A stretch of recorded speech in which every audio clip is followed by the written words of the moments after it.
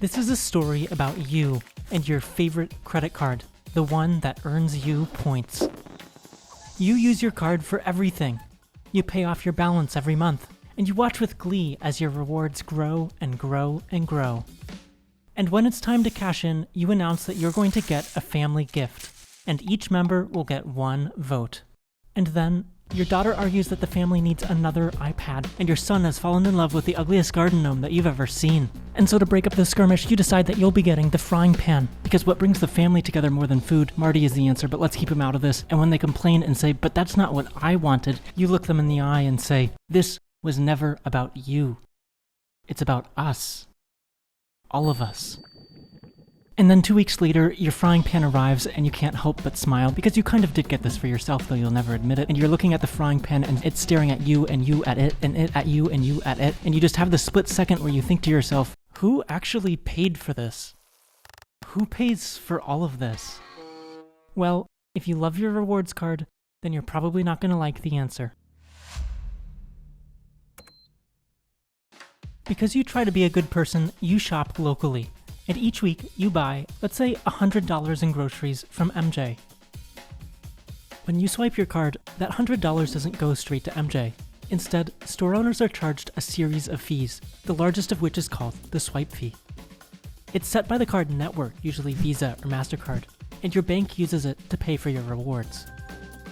The swipe fee is usually between 1.5 and 3.5% of your total. The more premium your credit card, the more that MJ is charged.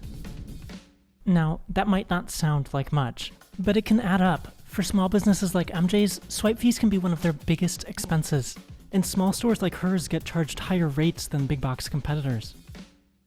In order to cope, store owners like MJ raise their prices. That means that all of us are paying more. But only those who have special cards are getting rewards. And here's the catch.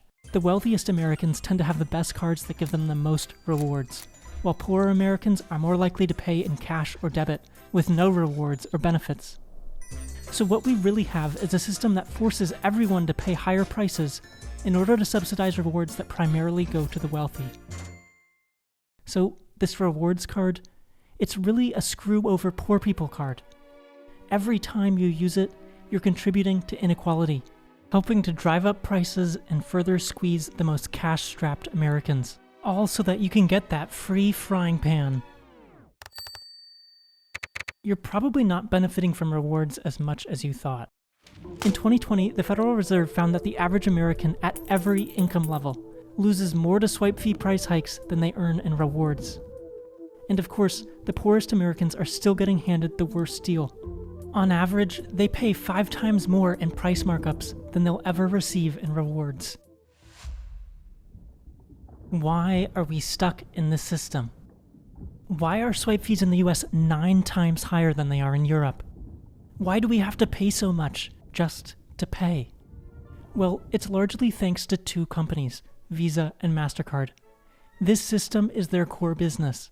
It's what they do for a living. And sure, they're providing a service and deserve to earn a profit. But these 2 companies control over 80% of the credit card market.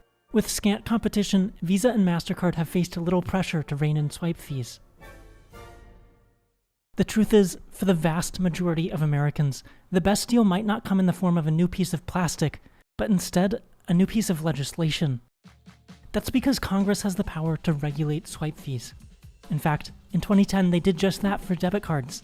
Remember the swipe fee on that $100 grocery purchase? If you paid with a debit card, it would have only cost MJ 26 cents. Dick Durbin, the senator who helped crack down on swipe fees for debit cards, has authored a bipartisan bill that would use competition to drive down credit card swipe fees. But the banks and credit card companies are, of course, pushing back. Right now, there are 2 things that you can do. First, call your senator and encourage them to support this bill. You can go to this website to find their number. Second, if you're shopping at a small business that you want to support, remember that how you pay can make a difference. Using your debit card can save small businesses a lot in swipe fees, but the best solution might be elsewhere in your wallet. Increasingly, small businesses are offering discounts for cash payers. Avoiding this predatory system can be a win for both of you.